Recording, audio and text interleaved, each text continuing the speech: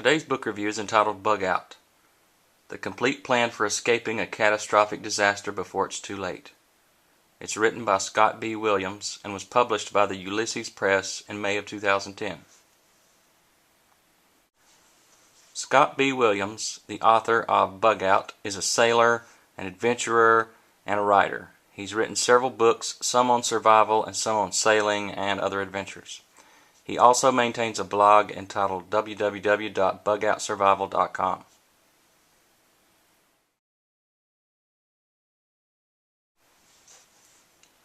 This book provides the ordinary urban-dwelling citizen with the knowledge of what to do and what to pack and where to go during times of disaster, how to get there and what to do once you arrive, and how to plan a bug-out strategy.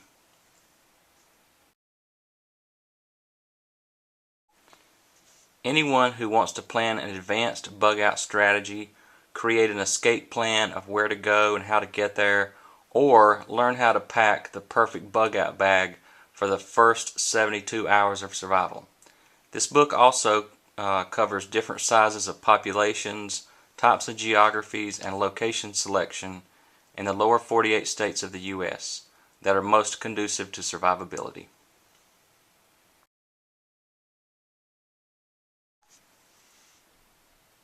This book is in paperback and contains about 300 pages that consist of 20 chapters throughout the book.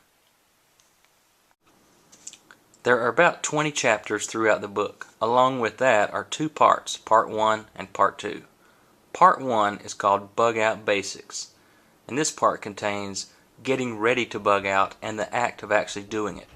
That is, what types of equipment to take along, such as a bug-out bag and what to put in it, vehicle preparation, advanced planning of escape routes and exit strategies, and what to look for in selecting a bug-out location. Chapter 1 begins in Part 1. It discusses the fantasy and the reality of living off the land. Part 2 of the book consists of bug-out locations.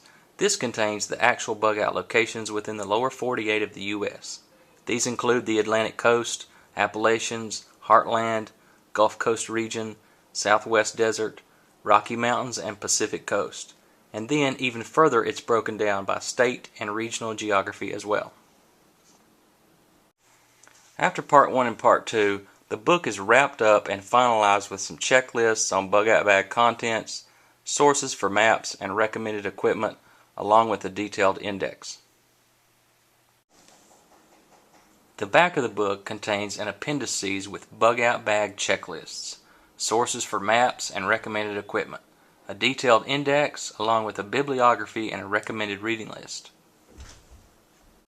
Appendix B contains sources for maps and recommended equipment, along with internet websites online.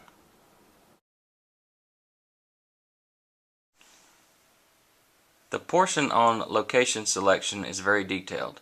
It's not just let's go out in the national park and take refuge, but rather discusses types of geography, natural resources available, natural hazards or threats in these different areas, animals and difficulties foraging for food and water, all conducive to successfully choosing the best bug-out location for your particular survivability. In the first portion of the book, 10 pages of the book are devoted to fantasy versus reality in terms of living off the land. This is an important point brought up by the author because he wants his readers to know that just because Bear Grylls on Man vs. Wild or some Discovery Channel survival expert can build a fire without matches, it doesn't mean that everyone can do it, unless you put forth some effort and practice these skills and do more than watch TV. The back of the book contains a detailed bibliography of all the books and publications used in the research for writing this particular book. This is very informative and gives you access to a lot of supplemental information which could help broaden your knowledge on this particular subject.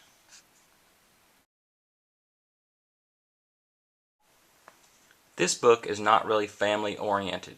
It assumes you are bugging out alone with no instruction on group dynamics. In many cases, a lot of us have friends, neighbors, family, even pets maybe, that we'd want to take with us during a bug-out situation, or people we may not plan to take with us just show up.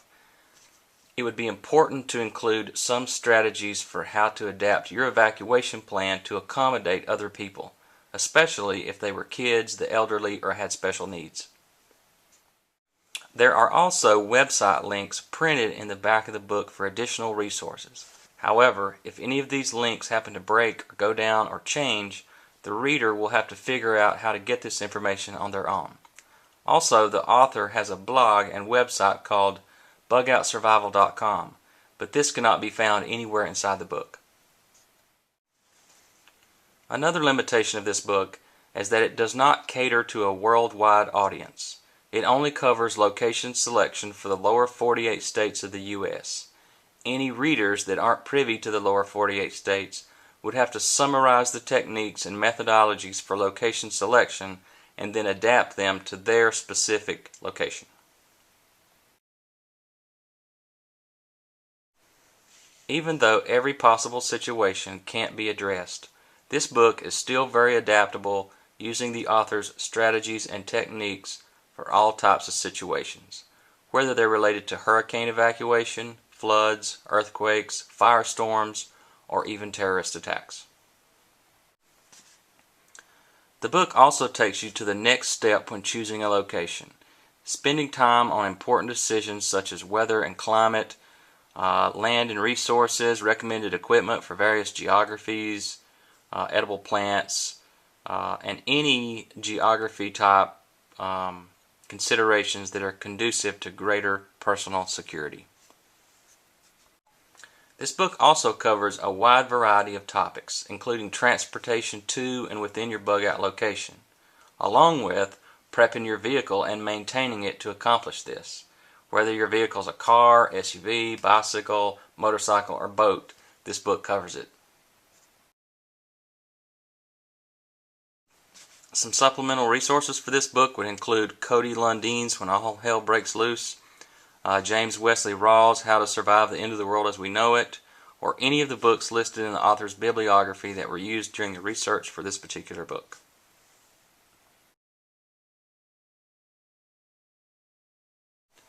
A lot of online retailers are selling this book for $10, and for $10 it's an excellent value.